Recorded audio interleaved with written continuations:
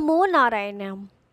कार्तिक स्नान आश्विन की पूर्णिमा को आरंभ करके कार्तिकी पूर्णिमा को पूरा करें।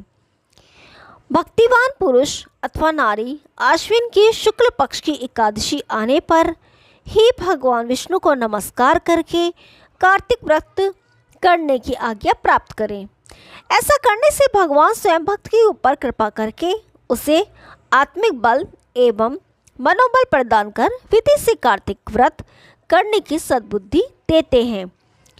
12 मासों में मार्गशीर्ष मास अत्यंत पुण्यप्रद है। उससे अधिक पुण्य देने वाला बैसाख मास बताया गया है। उससे लाख गुना अधिक प्रयाग में माघ मास का महत्व है और उससे भी महान फलदायी कार्तिक मास है। इसका महत्व सर्वत्र जल में एक सा ही है। एक बार जब सब प्रकार के दान व्रत और नियम तथा दूसरी ओर कार्तिक का स्नान रख कर जब ब्रह्मा जी ने तोला तो कार्तिक स्नान का पड़ला भारी ही गया। ये व्रत भगवान श्री कृष्ण को बहुत प्रिय है। आश्विन की पूर्णिमा से लेकर कार्तिक की पूर्णिमा तक भगवान की प्रसन्नता के लिए प्रतिदिन गंगा स्नान करना चाहिए। देवी पक्ष अर्थात आश्विन शुक्ल पक्ष की प्रतिपदा से लेकर कृष्ण चतुर्दशी की महारात्रि आने तक भगवती दुर्गा की प्रसन्नता के लिए स्नान करें। श्री गणेश जी की प्रसन्नता के लिए आश्विन कृष्ण चतुर्थी से लेकर कार्तिक कृष्ण चतुर्थी तक नियम पूर्वक स्नान करें। जो आश्विन शुक्ल पक्ष की एकादशी से लेकर कार्तिक शुक्ल एकादशी तक स्नान करता है उसके ऊपर भगवान जनार्दन अपार प्रसन्न रहते हैं। जो दूसरों के संगवश या बलात् अनजाने में भी कार्तिक मास में स्नान का नियम पूरा कर लेते हैं उन्हें कभी यम यातना को नहीं देखना पड़ता। कार्तिक मास में तुलसी के पौधे के नीचे श्री राधा कृष्ण की मूर्ति का निष्काम भाव से पूजन करना चाहिए। तुलसी के अभाव में आंवले के वृक्ष के तले पूजा करनी चाहिए। स्नान करने का नियम यह है कि जब 2 घड़ी रात बाकी रहे तब तुलसी की मिट्टी वस्त्र और कलश लेकर जलाशय या गंगा तट पर जाएं। तब पैर धोकर गंगा आदि नदियों तथा विष्णु और शिव आदि देवताओं का स्मरण करें। फिर नाभि पर्यंत जल में खड़े होकर इस मंत्र का जाप करें। कार्तिक अहम करिष्यामि प्रातः स्नानम जनार्दन प्रीत्यर्थम तव देवेश दामोदर मया से अर्थात हे जनार्दन देवेश्वर लक्ष्मी सहित आपकी प्रसन्नता के लिए मैं प्रातः कार्तिक स्नान करूँगा। इसके बाद यह मंत्र सुने। गणाघ्रियम मया दत्तम राध्या सहितो हरे नमे कमल नाभाय नमस्ते जलशायिने नमस्ते अतु हर्षिक्रेश ग्राह्यायम नमस्तुते अर्थात आप श्री राधा के संग मेरे दिए हुए इस अर्घ को स्वीकार करें। हे हरे आप कमलनाथ को नमस्कार है। जल में शयन करने वाले आप नारायण को नमस्कार है। ये अर्घ ग्रहण कीजिए।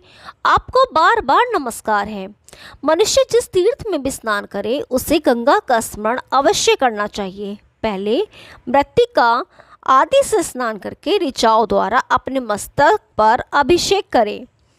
अघमर्षण और स्नानांग तर्पण करके पुरुष सूक्त से सिर पर जल छिड़के।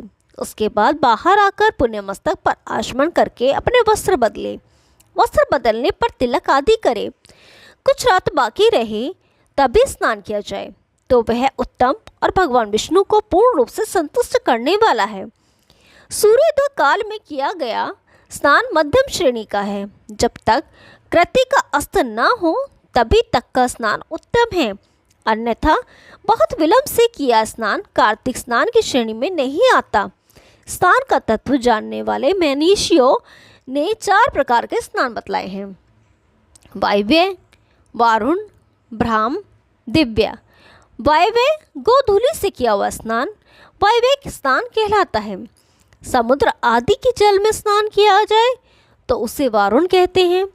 वेद मंत्रों के उच्चारण पूर्वक जो स्नान होता है उसका नाम ब्राह्म है। दिव्य मेघों अथवा सूर्य की किरणों द्वारा जो जल अपने शरीर पर गिरता है उसे दिव्य स्नान कहा गया है। ब्राह्मण, क्षत्रिय और वैश्य को मंत्रोच्चारण पूर्वक स्नान करना चाहिए। स्त्री और शूद्र के लिए बिना मंत्र के लिए स्नान का विधान है। प्राचीन काल में श्रेष्ठ तीर्थ पुष्कर में कार्तिक मास में पुष्कर स्नान करने से व्याघ्र योनि से राजा प्रभजन मुक्त हुए थे। नंदा भी कार्तिक में पुष्कर का स्पर्श पाकर परम धाम को प्राप्त हुई थी। अतः जो भी श्रद्धावान कार्तिक में प्रातःकाल उठकर तीर्थ में स्नान करता है वह सब पापों से मुक्त होकर पर ब्रह्म को प्राप्त कर लेता है। अब कार्तिक की 5 की एक कथा सुनते हैं। एक ब्राह्मण ब्राह्मणी थे। 7 कोस गंगा जमुना नहाया जाया करते थे। ब्राह्मणी बहुत थक जाती थी। एक दिन बोली, कोई बेटा होता तो बहू आती, घर में खाना बना हुआ मिलता, कपड़े धुले मिलते। ब्राह्मण बोला, तूने बड़ी बात कही, लो मैं तेरे लिए बहू ला देता हूँ। एक पोटली में चून बांध दे, उसमें थोड़ी सी मोहरे अशरफी डाल दे। उसने पोटली बांध दी, ब्राह्मण चल दिया। कुछ दूर पर जमुना जी के किनारे लड़कियां अपने अपने मिट्टी के घर बनाकर खेल रही थी। उनमें से एक बोली, मैं तो अपना घर नहीं बिगाड़ती, मुझे तो रहने को चाहिएगा। ब्राह्मण को वही लड़की मन भाग गई। वह अपने मन में सोचने लगा, यह एक समझदार सी लड़की है। वह उसके पीछे पीछे हो लिया। जब वह घर पहुंची तो बोला, बेटी मैं भूखा हूँ, अपनी माँ से पूछ ले, मेरे लिए 4 रोटी पो देगी क्या? कार्तिक का महीना है, मैं किसी के घर की रोटी नहीं खाता। मेरे पास ये चून है, अपनी माँ को दे दियो और अपनी माँ से कह दियो कि चून छान लेगी। लड़की बोली, अच्छी बात है बाबा। उसने अपनी माँ से कहा कि माँ, बाहर एक बाबा बैठा है, उसके लिए रोटी बना दो और आटा छान लेना। उसने आटा छाना तो उसमें मोहरे अशरफी निकली। वह बोली, जिसके आटे में इतनी मोहरे अशरफी हैं उसके घर में कितनी होंगी। जब बाबा रोटी खाने बैठा तो उसकी माँ बोली, बाबा तुम लड़की की सगाई करने जा रहे हो क्या?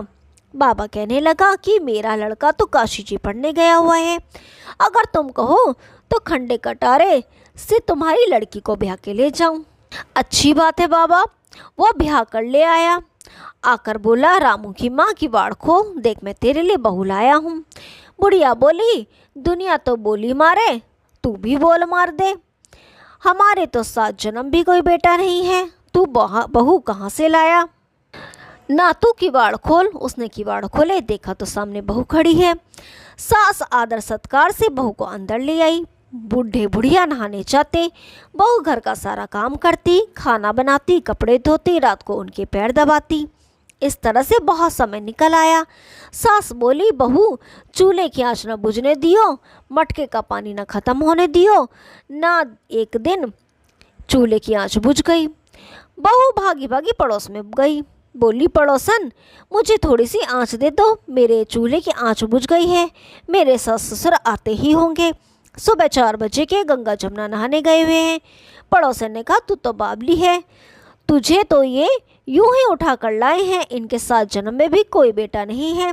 बहू बोली, नहीं तो इनका बेटा तो काशी जी पढ़ने गया है। पड़ोसन बोली, ना झूठ बोला है।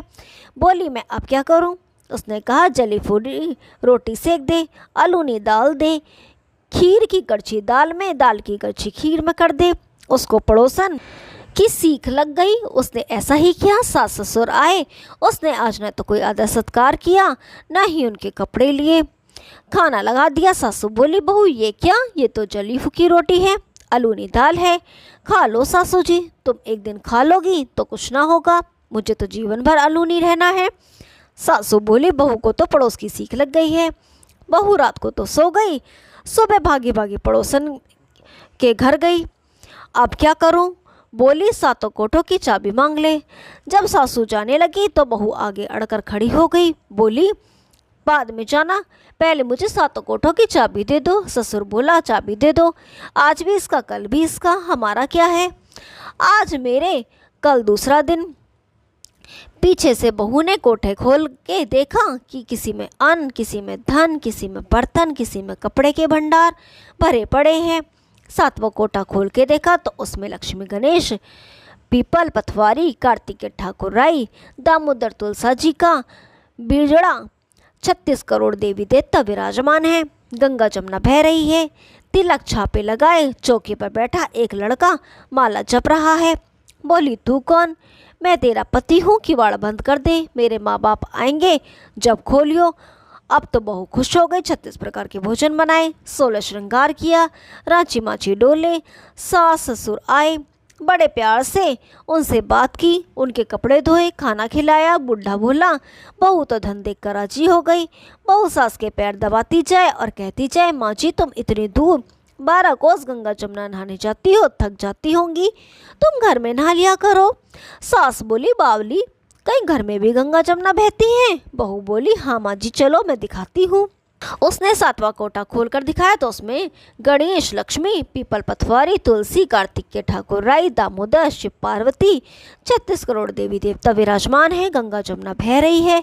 तिलक छापे लगाए, चौकी पर बैठा एक लड़का माला जप रहा है। माँ बोली, तू कौन? वह बोला, माँ मैं तेरा बेटा हूँ। तू कहाँ से आया?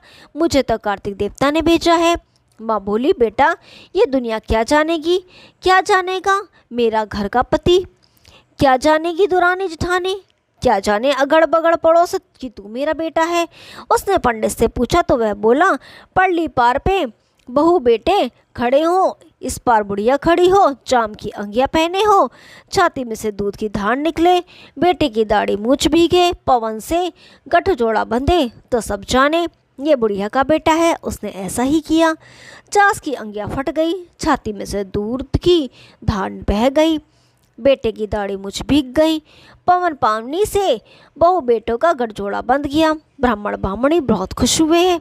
हे कार्तिक के ठाकुर राई दामोदर, श्री कृष्ण भगवान जैसे उसे बहु बेटा दिया वैसे सबको दियो, जैसे उसकी इच्छा पूरी की वैसे सबकी करियो, कहते सुनते हुनकारे भरते का। अब कार्तिक मास महात्म का दूसरा अध्याय सुनते हैं। सिमर चरण गुरुदेव के लिखो शब्द अनु, कृपा करे भगवान सच्चरित आनंद स्वरूप। भगवान श्री कृष्ण का, हे देवी, गुणवती अपने पिता व पति के राक्षस के द्वारा मारे जाने का समाचार सुनकर बड़ा विलाप करने लगी। हाय नाथ, हाय पिता, मुझको त्याग कर तुम कहाँ चले गए? मैं अकेली कन्या हूँ, तुम्हारे बिना अब मैं क्या करूँ? अब मेरे भोजन और वस्त्र आदि की व्यवस्था कौन करेगा? घर में स्नेहपूर्वक मेरा पालन पोषण कौन करेगा? मैं कुछ कह नहीं सकती। मुझ विधवा की रक्षा कौन करेगा? मैं कहाँ जाऊँ, कहाँ रहूँ? मेरा तो अब कहीं ठिकाना नहीं रहा। इस तरह रोती और बिलखती गुणवती पछाड़ खाकर पृथ्वी पर गिर पड़ी और मूर्छित हो गई तथा देर तक पड़ी रही। फिर जब होश में आई तो पूर्ववत अत्यंत करुण विलाप का शोक सागर में डूब गई। जब कुछ संभली तो उसे ध्यान आया कि मेरे पिता तथा पिता की मृत्यु के पश्चात उनकी क्रिया करनी चाहिए जिससे उनकी गति हो सके। अतः उसने अपने घर की सारी वस्तुएं बेच दी। उनके बेचने से जो पैसे उसे मिले उसने अपने पिता और पति का श्राद्ध आदि किया। फिर वह उसी नगर में रहती हुए भगवान विष्णु की भक्ति में आठों पहर मगन रहने लगी। उसने जन्म से लेकर मृत्यु तक नियम पूर्वक सारे एकादशियों के व्रत और कार्तिक महीने में उपवास तथा व्रत किए। हे प्रिय, ये एकादशी और कार्तिक व्रत मुझको बड़े ही प्यारे हैं। मुक्ति, भुक्ति, पुत्र तथा संपत्ति को देने वाले परम पवित्र हैं। जो मनुष्य कार्तिक मास में जब तुला राशि पर सूर्य आता है तो सवेरे उठकर स्नान करते हैं, व्रत व उपासना करते हैं, वे मुझे बहुत ही प्यारे हैं, क्योंकि यदि वे बड़े पापी भी हों तो भी स्नान व व्रत के प्रभाव से उनको मोक्ष की प्राप्ति हो जाती है। जो मनुष्य कार्तिक में स्नान, जागरण, दीपदान तथा तुलसी के वृक्ष की रक्षा करते हैं वह साक्षात विष्णु भगवान के तुल्य हैं। जो मनुष्य कार्तिक मास में मंदिर में झाड़ू लगाते हैं और स्वास्तिक बनाते हैं और विष्णु पूजा करते हैं वे जीवन मुक्त हो जाते हैं। यह सुनकर गुणवती भी प्रतिवर्ष मन लगाकर कार्तिक का व्रत और भगवान विष्णु का पूजन करने लगी। हे प्रिय, एक बार वह ज्वर ग्रसित थी और दुबली हो गई थी। फिर भी किसी न किसी प्रकार गंगा स्नान के लिए चली गई। गंगा तक पहुंची थी किंतु शीत के मारे वह बुरी तरह से कांप रही थी, एकदम शिथिल हो गई। तब वह मेरे दूतों के द्वारा मेरे धाम में आई। उसके पश्चात ब्रह्मा आदि देवताओं से प्रार्थना पर जब मैंने कृष्ण का अवतार लिया तो उस समय मेरे गण भी मेरे साथ आए। वे सब इस पृथ्वी पर यादव बने हैं। तुम्हारे पिता जो कि पूर्व जन्म में देव शर्मा थे इस समय सत्रजीत हैं। पूर्व जन्म में चंद्रशर्मा जो तुम्हारा पति था वह डाकू है और हे भामिनी तू ही वह गुणवती है। यह कार्तिक व्रत का ही प्रताप है जिससे कि तू मेरी अर्धांगिनी बनी है। पूर्व जन्म में तुमने मेरे मंदिर के द्वार पर तुलसी का पौधा लगाया था। वह इस समय तेरे महल के आंगन में कल्प वृक्ष के रूप में खड़ा है। तुमने जो उस जन्म में दीप दान किया था उसके कारण तुम्हारी देह सुंदर है, तुम्हारे शरीर में शोभा है और घर में साक्षात लक्ष्मी निवास करती है। तुमने चूंकि पूर्व जन्म में अपने समस्त व्रतों का फल प्रति स्वरूप विष्णु को अर्पण कर दिया था, उसी के प्रभाव से तुम इस समय मेरी प्रिय भामिनी हुई हो। पूर्व जन्म में आजीवन तुमने जो नियम से कार्तिक मास का व्रत किया था उसका यह प्रभाव है कि मेरा और तुम्हारा कभी वियोग नहीं होगा। इस प्रकार जो कोई कार्तिक मास में व्रत आदि करते हैं वह मुझे तुम्हारे ही समान प्यारे हैं। वह लोग जो कि दूसरे जब तक यज्ञ दान आदि करते हैं, कार्तिक मास में किए गए व्रत के सामने उनका फल बहुत थोड़ा होता है, अर्थात कार्तिक मास के व्रतों का 16वां भाग भी नहीं है। इस तरह से सत्यभामा भगवान श्री कृष्णचंद्र जी की महाराज से अपने पूर्व जन्म के पुण्य का प्रभाव सुनकर अति प्रसन्न हुई। ओम नमो नारायण। आगे का अध्याय कल सुनाएंगे, तब तक के लिए नमस्कार।